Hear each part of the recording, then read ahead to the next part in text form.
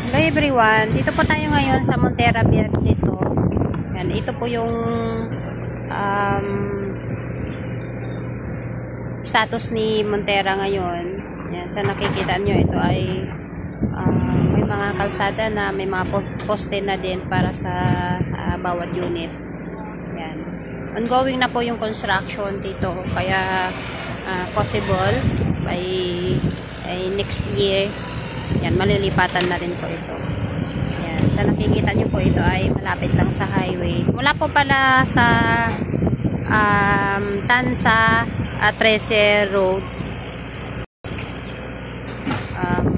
Nasa 1 minute o 2 minutes lang lalakarin papunta dito sa site. Yan, sa nakikita nyo po, yan, puspusan na po yung paggawa ng tulad niyan, yung drainage. Ginagawa.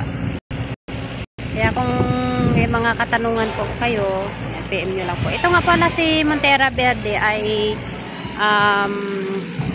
with parking na siya. Ayan.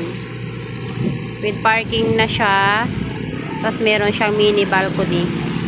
Ayan. Napakaganda po nito kasi malapit siya sa lahat. Andyan ang SM, Pure Gold, Robinson, tsaka Tansa public market. Tapos lahat ng mga school, mapa-private o public, meron po tayo dito malapit. Ayan. Kaya huwag na kayo magpatumpik-tumpik pa habang pre-selling pa lang, kasi alam nyo naman kapag pre-selling pa lang talagang abot kaya pa, pero kapag ito ay magiging RFO na o may mga nakatayo ng bahay, aasahan natin natataas na din yung down payment niya at syempre yung monthly amortization. Kaya habang pre-selling pa, mas okay po talaga na kukuha na. At saka ang bilis ng panahon ngayon, hindi mo mamamalayan mata-turnover na pala yung bahay mo. Kaya PM na po kayo para sa iba pang detalye. Ang reservation po nito ay 7,500.